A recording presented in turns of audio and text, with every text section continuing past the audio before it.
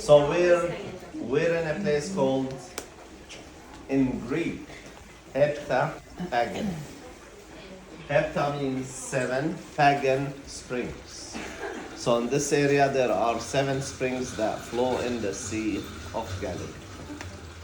Why do you have Greek names? The Greeks were here long time ago. They stayed long time ago. They were 4th century BC until the 1st century BC, until the Romans came, 63 BC.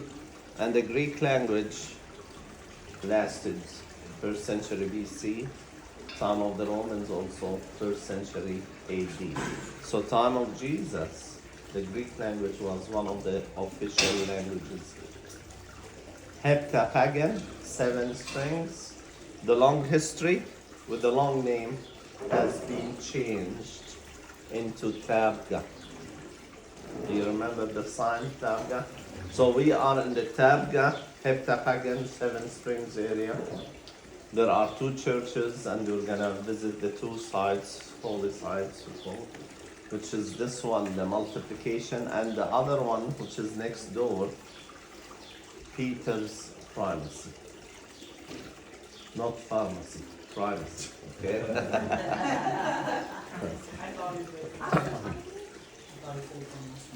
This is here identified where Jesus was followed by the crowds. He was teaching, preaching, and it became late that day. The disciples told Jesus, let's send the people to the town to buy some food. But Jesus said, we will feed them. They let them sit in groups, 50s and 100s on the grass, and they gathered 2 fish and 5 loaves of bread. And Jesus made the miracle of feeding the crowds with this little amount of food. And they collected 12 baskets full of leftovers. They counted 5,000 men without counting women and children. Those days they never counted women. Sorry, ladies. Nowadays we count only women. We're even, right? So, imagine 5,000 were following Jesus. He was teaching, preaching.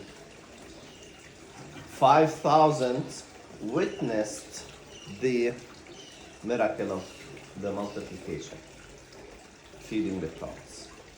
It's more or less the whole town knew that this is the place where Jesus fed the crowds. Can anybody come and pick up a different place, say this is new? It's the whole town knew that. The whole town witnessed this miracle.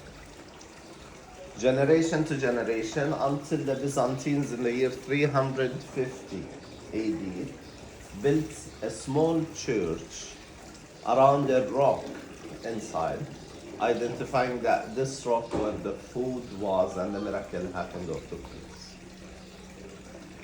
Many Christians or many people started to come and visit this place, many pilgrims. So that was a small church.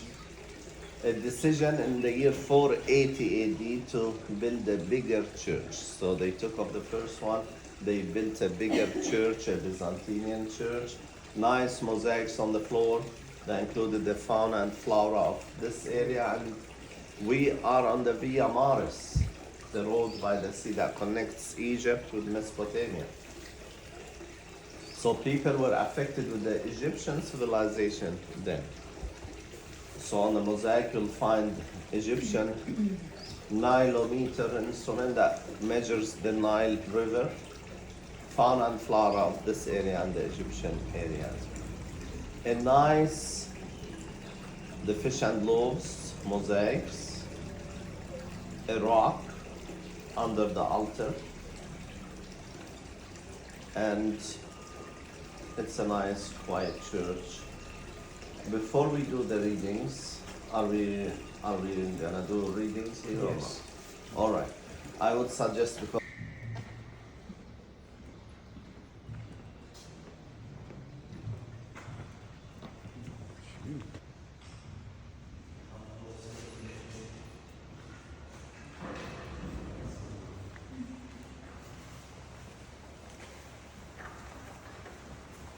1982, this church was rebuilt. Some of the mosaics were destroyed during the war, during the 614 destruction. 1982, reconstructing the mosaics, the broken mosaics, but using only black and white color in order to differentiate between the authentic original mosaic that go back to 480 AD and the new reconstructed mosaic. So this is black and white reconstructed. The color mosaic is original. Also, make sure you see the two fish and the loaves of bread and the rock under the altar.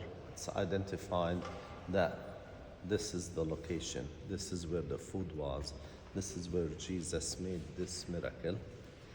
You may see some glass floor that shows ruins of older churches, 350 and 480 AD. Olive trees. The olive tree gives a lot. I'll wait for that. So. Olives. These are olive trees. October, November is harvesting olive time. Picking olives by hand.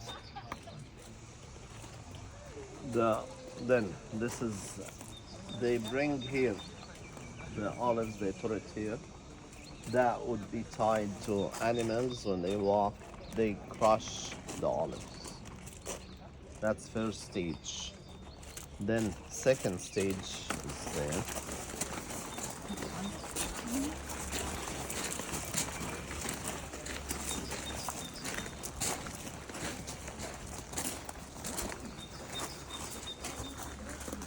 They bring the crushed olives here, put it here. Then they put sort of a column, a weight. They press the olives. That's the first press. So we get olive oil, and that what is so called the extra virgin olive oil in our terms. Then another weight will be put. It's pressed second time. That's a lower grade of olive oil. And the third time is pressed. So the olive oil, 3 different grades. The best is the first is the best. The second is also okay, but the third for not for eating, for cooking, probably for machines and other things. So the olive tree gives a lot. Gives olives, gives oranges, no. Gives olives, olive oil, and olive wood, right? So what was the use of the olive oil for in ancient times? Many things. Lighting. To the temple. Medicine, healing, massaging, lubricating, cooking, eating. It's like fuel of today. No electricity, oil lamps. They needed the oil. So every single village, town should have olive trees, should have olive presses. And the olive tree is indigenous. It's very important. How long does the olive tree live? Years. How many? About 600 years, I can't. Isn't there one there's 2023 years. Let's say. No. We say it lives forever. Of course, nothing forever, but it lives thousands of years. You went out. You went out. Okay. I thought it was. Can you hear me now? No. No, not yet. No. Yeah, okay. So the olive tree gives a lot. You don't have to take good care of the olive tree you planted. We don't give the olive tree anything. It gives us a lot. The olive branch became the sign of peace. Peace is giving without expecting. So it's very important. It's indigenous. It's very symbolic to the country, the olive tree. When we go to the Garden of Gethsemane in Jerusalem, have you heard about that garden? The agony of Jesus. What is the name of the garden again? Any idea what does it mean? Gethsemane. That means the olive press garden. It's on the foot mountain of Mount of Olives. It is where they press the olives. And olives are pressed 3 times. Jesus prayed 3 times, the agony of Jesus 3 times in the olive press garden. That's very symbolic, by the way.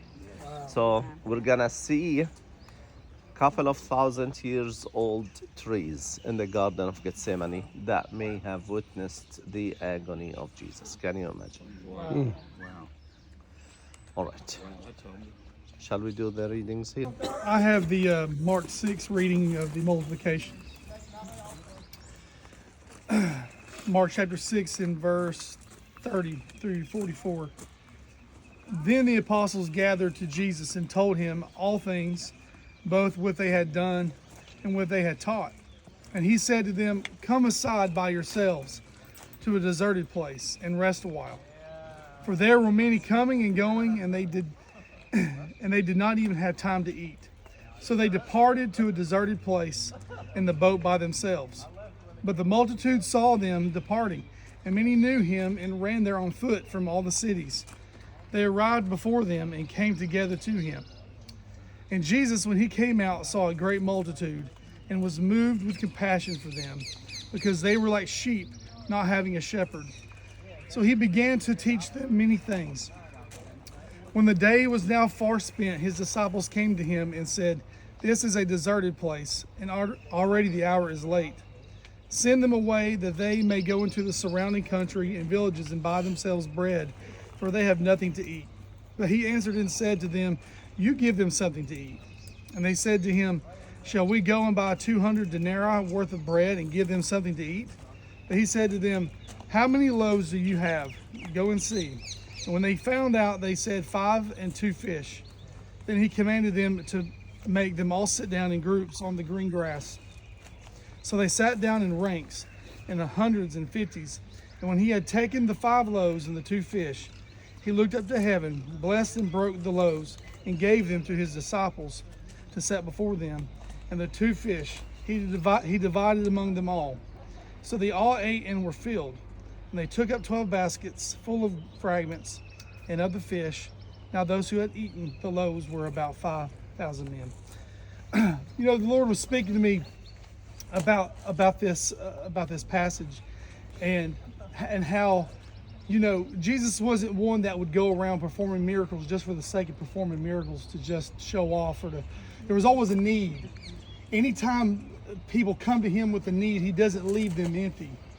You see, these people knew Jesus, and they knew what he was about, and they knew they knew these deserted places that he would go to with his disciples, and that's why he had compassion upon them, because he saw the hunger of their soul, he saw the need in their life.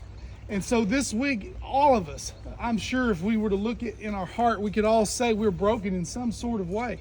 There's something that we need. That's why we're here. We're here because we believe that the place that Jesus walked, he can provide a need. Now, he can provide a need all the way back in Tennessee, wherever you are. Israel does not make it any more special just because Jesus was here, other than the fact that it's a point of contact of faith, just like the clothes of Paul were a point of contact of faith. But his Holy Spirit is all over the place. Amen. You are reaching out. This is a faith. This is your hand outreached. And you see, God's heart longs for us. It burns for us. He longs for us to come into his presence. He hurts, and he's calling out our name, because sometimes, you know, and I've done this before, sometimes our pain, we like to ignore it. We like to build walls. And whenever we build those walls, it hinders our ability to hear from God. It hinders our ability to have a functioning family. It affects every aspect of our life. But I believe this week, Jesus isn't going to leave us empty-handed, and he hasn't left us empty-handed. I know yesterday I've been through some things the past couple of years and some pain and things, but God has done a mighty work in me yesterday, and I'll give it a quick testimony and then I'll pass it along. I know whenever we went to that place, Caesarea Philippi, I personally felt a pretty heavy presence there that was kind of weighty on my chest. But then the Lord was trying to teach me something through that because of what I had been through the past couple of years. And as we went to Capernaum and as we went to the Beatitudes, I began to feel that weight lift. I began to experience that the feeding, my need being met by the Lord. And He done a healing in my heart yesterday. That burning sensation in your heart, you just feel something melting off your heart. That's what happened to me yesterday. A miracle happened to me yesterday. I was this close to making a scene on the bus. My eyes were just, I just wanted to fall on the floor and just cry. But so just know today that whenever you come to Jesus, and you guys are preachers, I don't have to tell you this, when you come to Jesus, He will not leave you empty-handed. Right. He has compassion for us. Yes. It's not His will for any to perish. Like it says in Jeremiah 29:11, for I know the plans I have for you, plans to prosper you, not to harm you, give you an expected end. It is so easy, and I'll say this and I'll hush, it's so easy for us because we mean well, to want to please God. If someone does something wrong, that we think they ought to be punished, they ought to be scorned, we ought to cast them down. But you see, Jesus never casts anybody away that comes to Him in faith. Right. That we bring Him our sin, if we bring Him our need, He is always reaching out for compassion. It's only those who reject Him and who say no and who blaspheme His name that will suffer the punishment and wrath of God. But if you say, Jesus, here I am, I need you, He will not leave you empty-handed today. Amen. So give God praise for that today.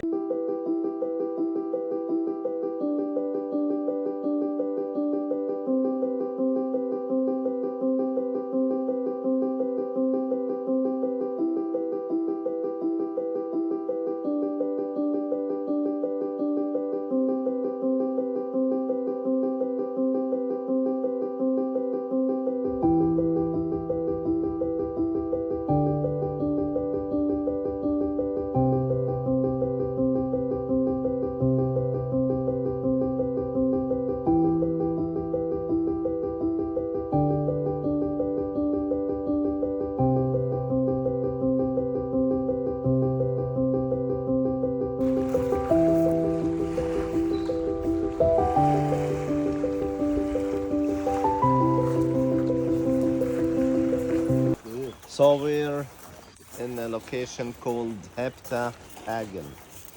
What does that mean? Heptahagen, the Greek. Yes, so you've been here before, right? Yeah, it is the 7 springs. We're just next door of the multiplication.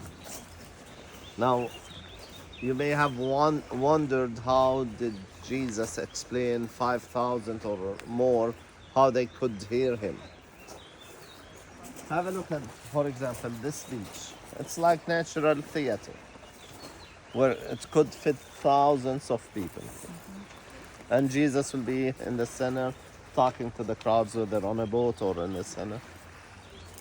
So this is the way Jesus was teaching, preaching. And here we are in this place, which is called also Peter's Primacy. It has another name in Latin, Mensa Christi. That means the table of Christ. This is identified here where Jesus appeared to the disciples. That's already after resurrection, mentioned in the Gospel of John, John 21.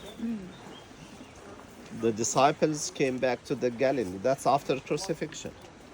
And they were fishing, they were trying to catch fish. Jesus appeared to them on the seashore. They did not recognize Him. And He asked them, do you have any fish? They answered no. Told them, cast your nets to the right side of the boat.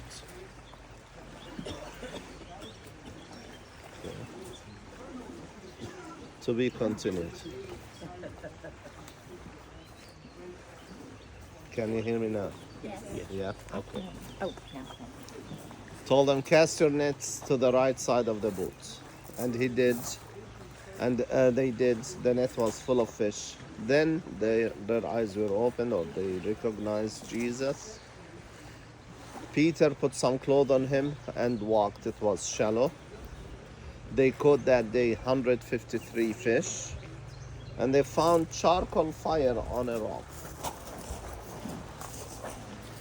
They cooked some of the rock. While they were having the meal, Jesus asked Peter, do you love me? He answered, yes, I love you. Told him, bless you. Told him, feed my sheep. Another time, the same question Jesus asked Peter, do you love me? He said, yes, I love you. Tend my lambs. And the third time, the same question, Simon Peter, do you love me more than those? And he was annoyed by 3 times, but he remembered that he denied him 3 times. And he answered, yes, Lord, you know everything, you know that I love you. So Jesus told him, feed my sheep. That is, go ahead, start, be the shepherd, feed my sheep. That's why it is called Peter's primacy. Mensa Christi, that means the table of Christ. In this chapel, that's a 20th century chapel, but 4th century chapel was built bigger than this one, included the whole rock here. But later on, 20th century, this is built smaller scale. There is a rock inside the church called Mensa Christi, the table of Christ, identified where they were cooking the fish and where they had the meal. It's also the whole rock itself, because we cannot say that this is exactly, it's one big rock, so part of it is inside the church, the other part. Now, if we connect this event with the other one, the multiplication, when the disciples came back to the Sea of Galilee, where do you think they would come back to? The same place they were with Jesus. This is the place where he was teaching, preaching, and he fed the crowds here. So, logically speaking, yes, they would come back to the same place. And again, as early as the 4th century, we have archaeological proof that this is identified where Jesus appeared. But of course, the tradition, generation to generation, also that proves. Now, somebody asked me about the authenticity of the other church. Well, can you hear me or not? I'm getting on and off, yeah? That's fine.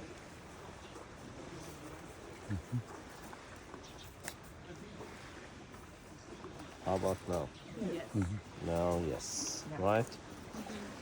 So, we're talking about 5,000 people witnessed the event, Jesus feeding the crowds. That means we're not too far from Capernaum. Capernaum is that direction. That means the whole town knew, even if they weren't here, they would have heard from their relatives, their friends, that this is the place where Jesus made this miracle. So, generation to generation, and people, Christianity started then. So people used to come on a pilgrim, come visit the sites, and each one telling his relatives, his friends, his siblings that this is the place what Jesus did. So as early as the 4th century, 350 AD, a church is built called the Multiplication.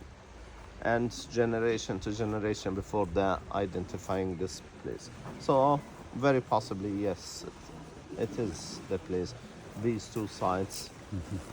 By the way, we're in the northern side. The northern side is not too long. The 2 other sides, east and west, are much longer. We're talking about 7 miles, where the Jewish towns were, where Jesus was, where the ministry of Jesus took place. So very possibly, yes, all of these places, we're pretty sure that these are the places. Capernaum, for sure, We have ruins from the first century, the house of Peter, the synagogue. So we're pretty sure that this is Capernaum, and here as well. Did I answer your question? Yes. Let me make a comment. Sure. Just before, I want to make an observation to you. Several years ago, we came to this place early like we are today. And the tempest you read about in the story of Jesus, the storm was so terrific that the waves were crashing all the way against the church. The waves coming off the sea were rolling in on these rocks. So it's hard to imagine, that looking at the sea as we see it now. But they had a reason to be afraid on that boat or out in that when Jesus came and stilled the storm. Amen. Thank you, brother. Also, if you can see some plants in the tree.